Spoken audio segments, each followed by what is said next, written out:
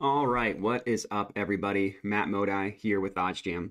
Despite the Phillies hat, I'm still riding with the Phillies, but for today, we're not talking baseball. We are talking NBA player props. So I got 3 NBA player prop bets for tonight that I really like. Last night was rough. Not a great night for me with these player props.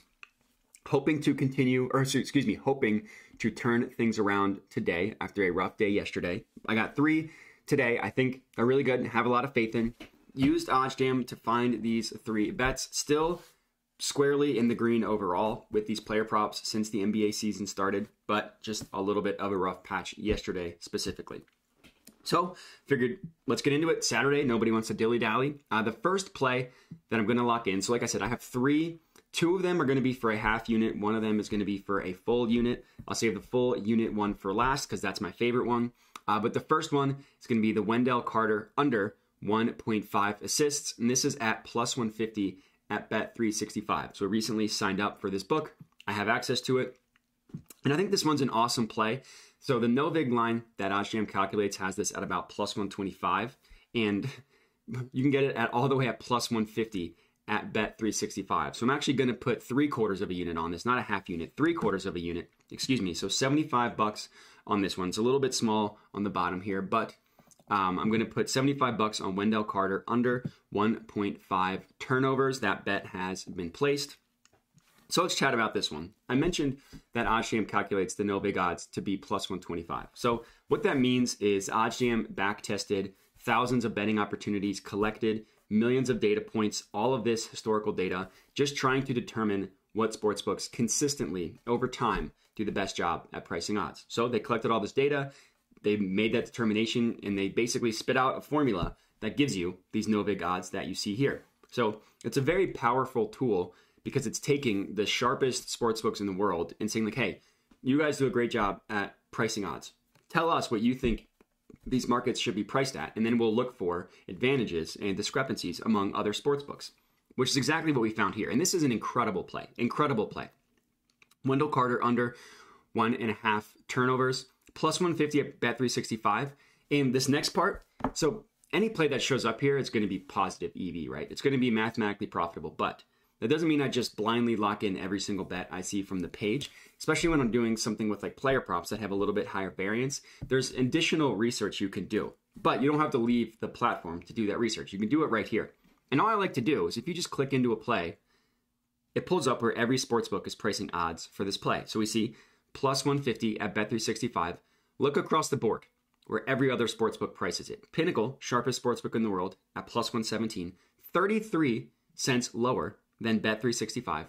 DraftKings, plus 105, and the rest of them pretty much universally across the board at plus 105. It's insane the difference that these sportsbooks have compared to Bet365 at plus 150. Just a massive outlier. And that's exactly what you're looking for, right? Not only is it positive expected value from the sharpest sportsbooks in the world, but if you just compare the rest of the betting market, it's a massive difference between the Bet365 number and the rest of the sportsbooks. Generally, in sports betting, you want to take advantage of these outliers. That is how you can be profitable in the long run.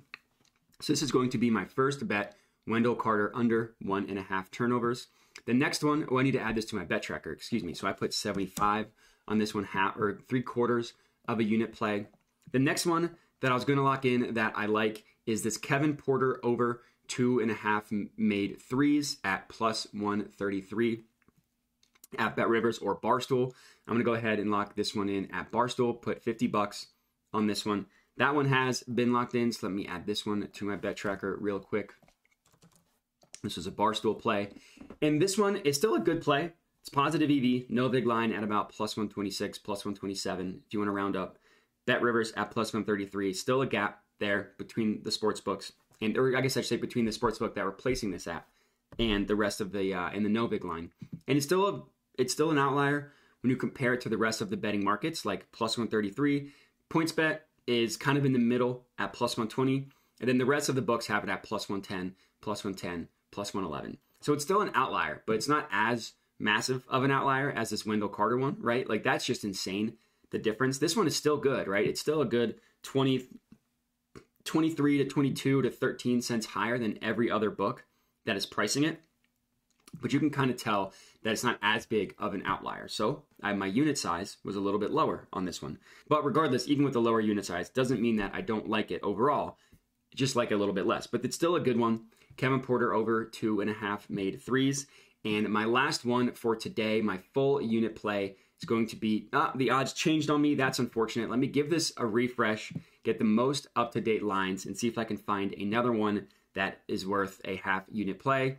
But let's see here. So yeah, I'm actually going to take the over side of this, the Paolo Banchero over 21.5 points, because while there's two numbers that are plus EV, look at the difference in pricing from all of these sports books from this minus 115, right? Minus 148, minus 150, minus 140, minus 120.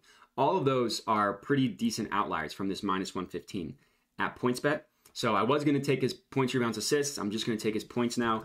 I'd like to put a full unit on this one. We will see how much PointsBet lets me get on this one. They normally don't let me get full $100 on player props. So yeah, they let me get $28.74.